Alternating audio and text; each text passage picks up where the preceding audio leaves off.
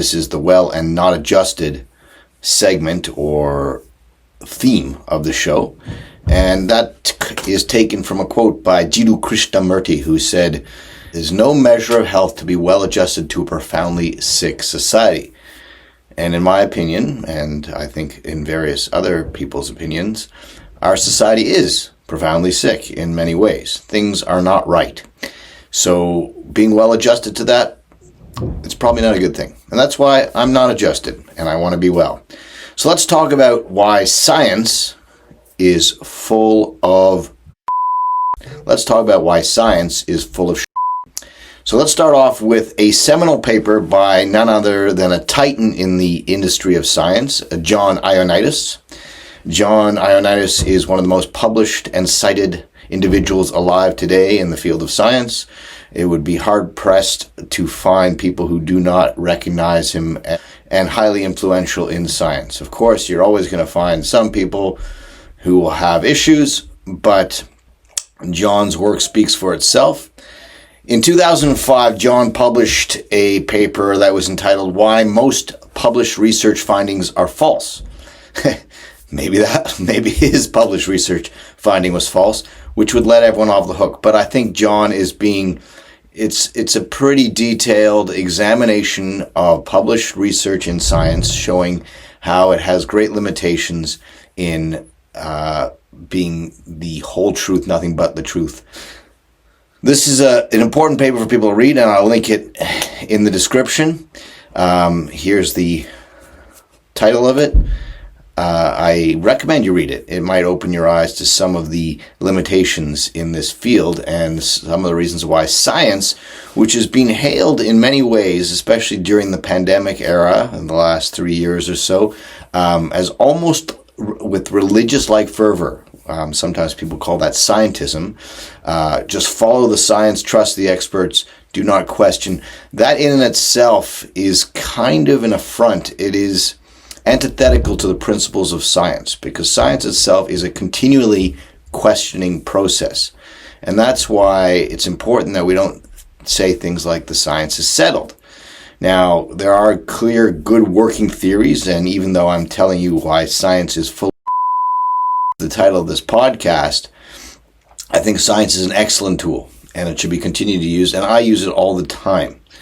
But using it and recognizing it for its limitations are two things that can coexist. And when we don't recognize the limitations of a tool that we have, we tend to use that tool in grotesque and destructive ways. So it's important to recognize that, to balance out some of the zealous nature of the flag wavers of science as religion. So let's talk about a few other examples of why we need to be cautious in treating science as it is settled, and to know that science is full of sometimes. So Dr. Marcia Angel, quote, "It is simply no longer possible to believe much of the clinical research that is published, or to rely on the judgment of trusted physicians or authoritative medical guidelines. I take no pleasure in this conclusion, which I reached slowly and reluctantly over my 2 decades as editor of the New England Journal of Medicine." Here's another one. Dr. Richard Horton, the current editor-in-chief of The Lancet, considered to be one of the most well-respected peer-reviewed medical journals in the world, said, quote, "The case against science is straightforward. Much of the scientific literature, perhaps half, may simply be untrue. Afflicted by studies with small sample sizes, tiny effects, invalid exploratory analyses, and flagrant conflicts of interests, together with an obsession for pursuing fashionable trends of dubious importance, science has taken a turn towards darkness." Close quote. Another one. Dr. Herbert L. Lay, Jr., former commissioner of the Food and Drug Administration. Quote, "The FDA protects the big drug companies and is subsequently rewarded, and using the government's police powers, they attack those who threaten the big drug companies. People think that the FDA is protecting them. It isn't. What the FDA is doing and what the public thinks it is doing are as different as night and day." Close quote. And another one, Dr. Rayford Brown, chair of the Food and Drug Administration Committee on Analgesics and Anesthetics, said, quote, Congress is owned by pharma, close quote. I'll do just one more here, I think. So a group calling itself CDC Scientists Preserving Integrity, Diligence and Ethics in Research, or CDC SPIDER, put a list of complaints in writing in a letter to CDC Chief of Staff. The members of the group have elected to file the complaint anonymously for fear of retribution. Quote, it appears that our mission is being influenced and shaped by outside parties and rogue interests, and congressional intent for our agency is being circumvented by some of our leaders. What concerns us most is that it is becoming the norm and not the rare exception, close quote. The letter states these, quote, these questionable and unethical practices threaten to undermine our credibility and reputation as a trusted leader in public health, close quote. If you still, this is me talking now, if you think that after the last 3 years, trust in these alphabet agencies who are charged with the health of the people, and this just is not just in the United States. This includes places like Canada with Health Canada, the UK, and various other agencies, including global organizations like the World Health Organization. If you think trust in them is any higher than it was previous to the pandemic, I think you need to think again, because trust has gone down. These agencies have contradicted themselves repeatedly. They have been hypocritical. They have given mixed messages, as well as bad advice. And I can point to that. I can point to a spot on the World Health Organization's website right now, and it has been there since early 2020, maybe even before that, but that's when I found it, that claims that one should not exercise in a mask because it has dangers when you exercise in a mask. It obviously creates moisture through sweat and increased respiratory rate, which can then lead to other sort of pathogens or organisms growing and cause challenges for that person exercising. Now, it says that on their website, and yet in many places who are claimed to be in accordance with the WHO, the World Health Organization, they push forward mandatory masking for those exercising, even outdoors. Okay, so that's crazy. Now, let's talk about a few other things here, why science is full of shit. So, RCTs, randomized controlled trials, are basically the gold standard in many people's minds for science. Now, randomized controlled trials certainly have their place, and they have value. Like, again, I said, I'm not discarding the baby with the bathwater. I'm not throwing out science. I still believe science is a fantastic tool and has a lot to teach us, and we should continue to practice good science. But that requires us to be humble and assess its strengths and weaknesses with as much accuracy as possible. So I found an article here published in Evidence-Based Mental Health in 2017, July 14th. The limitations of using randomized controlled trials as a basis for developing treatment guidelines. And in the abstract, it says, randomized controlled trials, RCTs, are considered the gold standard by which novel psychotropic medications and psychological interventions are evaluated and consequently adopted into widespread clinical practice. However, there are some limitations to using RCTs as the basis for developing treatment guidelines. While RCTs allow researchers to determine whether a given medication or intervention is effective in a specific patient sample for practicing clinicians, it is more important to know whether it will work for their particular patient in their particular setting. And that's very important, and it goes beyond psychotropic drugs in my mind. To continue with what the abstract said, this information cannot be garnered from an RCT. These inherent limitations are exacerbated by biases in design, recruitment, sample populations, and data analysis that are inevitable in real-world studies. While trial registration and consort have been implemented to correct and improve these issues, it is worrying that many trials fail to achieve such standards, and yet their findings are used to inform clinical decision-making.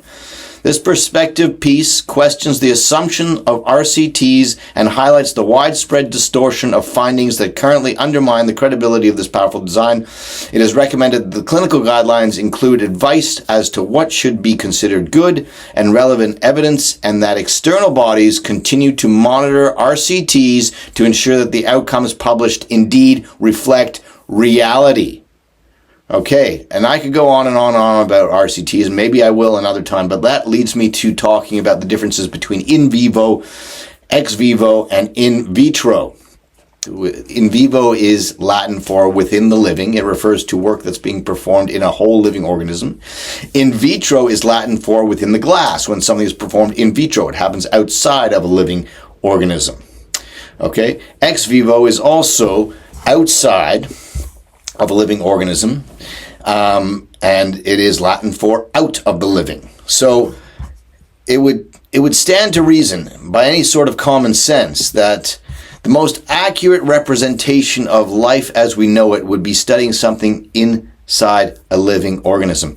And that would also speak to what I just read in the abstract of that paper about the limitations of RCTs, in the sense that you can do all you want in a study, but no study is ever going to account for all the variables. No study is going to account for true real world action, for true real world dynamics that go on. And that's why it's important not to hold these things on a pedestal as some sort of mathematical truth.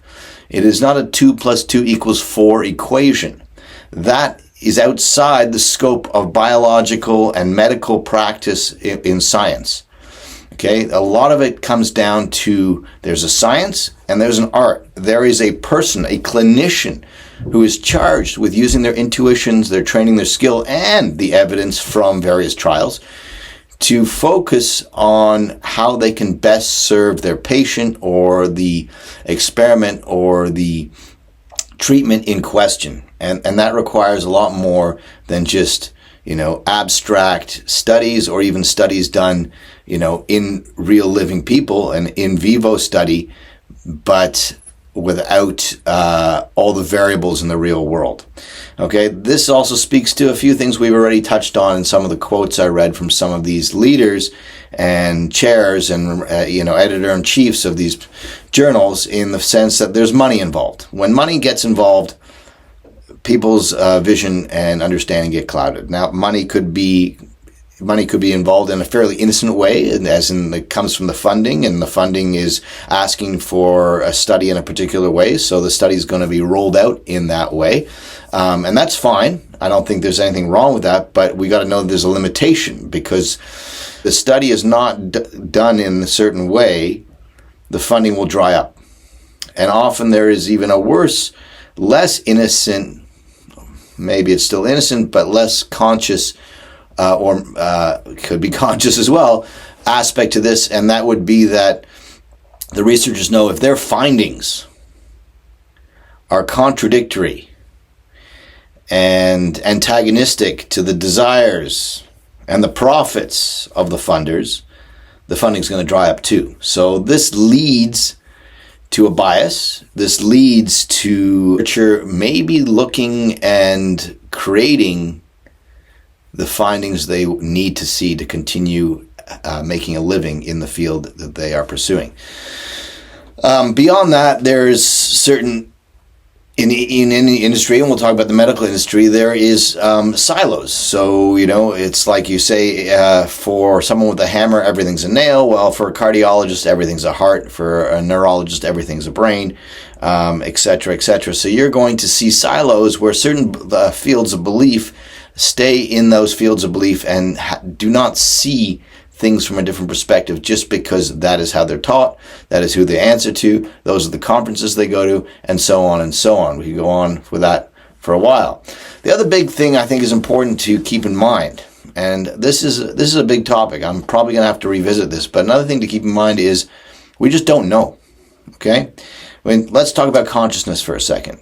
So in the philosophy of mind, we have a thing called the hard problem of consciousness. The hard problem of consciousness basically dictates that while we might look at the brain, and some people believe the brain is where consciousness resides, we cannot pinpoint consciousness to a specific location in the brain.